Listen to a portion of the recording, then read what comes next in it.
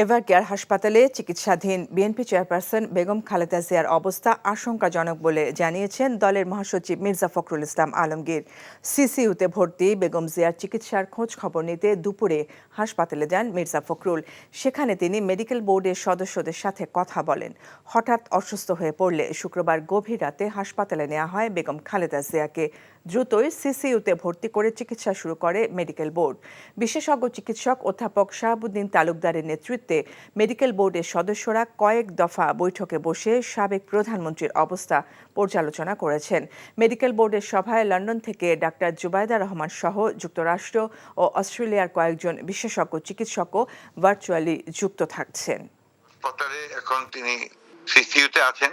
তার অবস্থা অত্যন্ত আশঙ্কাজনক এবং ডাক্তাররা ভেতরে কাউকে যেতে দিচ্ছেন না। আমি ডাক্তারদের সঙ্গে কথা বলে যেটা জানতে পেরেছি যে তার অবস্থা বেশ ক্রিটিক্যাল। বোর্ড মিটিং করে তারা পরবর্তী যে করণীয় সেটা নির্ধারণ করবেন। জনগণের কাছে এই আহ্বান জানাতে চাই যে তারা যেন ম্যাডামের যেন সুস্থ হন, সেজন্য যেন দোয়া করেন, আল্লাহ তাআলার কাছে সেই দোয়া চান। আমি মনে হয় তোমার ভালোবাসি, মনে হয় না, আসলেই ভালোবাসি।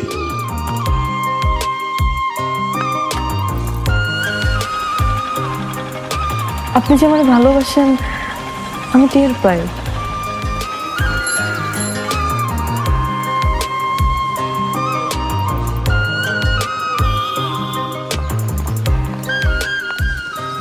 বুকের বাম পাশে যে ব্যথাটা হয়, ওই ব্যথাটার কাছে প্রশ্ন করে দেখো না, ভালোবাসো কিনা।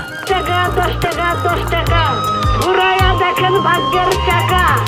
Lottery lottery lottery.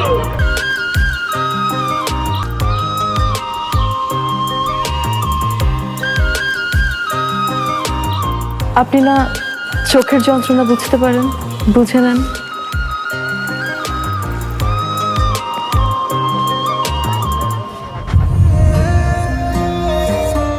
কিন্তু পুরো জগৎ মিথ্যা বলতে পারে, মানুষের চোখ কিন্তু কখনো মিথ্যা বলে না। তোমার ওই চোখ বলে তুমি আমারে ভালোবাসো। আপনি কি আমারে দেখছেন?